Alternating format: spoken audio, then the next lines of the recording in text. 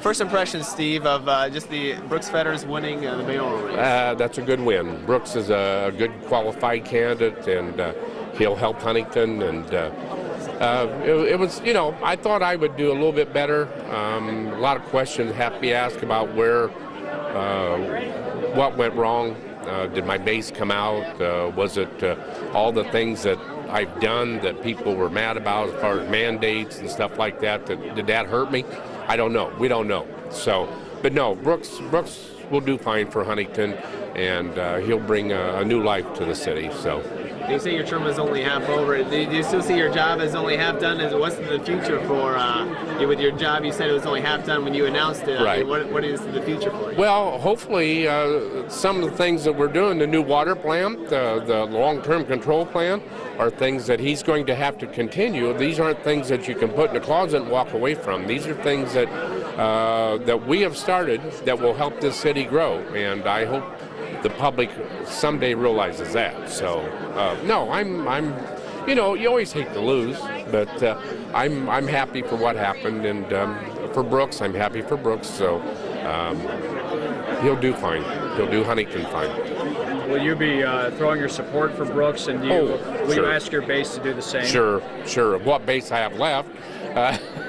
My base, I've got to find out where my base went for one thing, but no, there's no other option. So, sure, we'll do that. You've got some time left in your term. What do you want to get done? We want to get the Salamone project done. We want to get Etna Avenue project up on Plain and getting ready to start it. The long-term control plan and the mandates by the federal government on sewers will continue for the next 14, 15 years. So these are things that will have to be done. The water plant will be up and started, hopefully pretty close to being done by the time I get out of here. And so there'll be a lot of things I can sit back and say I had a part in this, and I'm not going to be afraid to say it either. So, looking back on the past 3 years and the upcoming time, is there anything that you would change, any regrets in your time? Without a doubt. You never know how much the get out hurt me, but you were hoping that people could look past an incident where it was the heart of the city that I was concerned about. So if that hurt me, then so be it. If it come in at a bad time during the federal government shutdown and that the city had to pay for that price, that hurt me. I don't know. That could have. When we ran out of money, and we're still out of money. I'm telling you right now, we're still out of money, and we will be out of money when Brooks Fetters takes over. So I hope that we can continue to move forward. Nature's Fuel.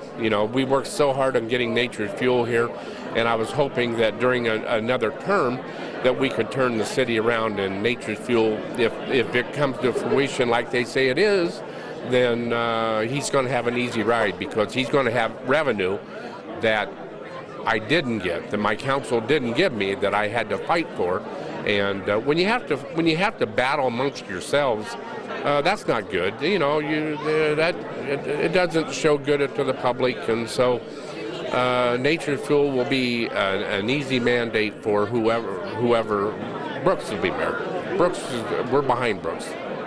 Do you think that if there was less people running in this race, that you would have had a better chance? I don't know. That's.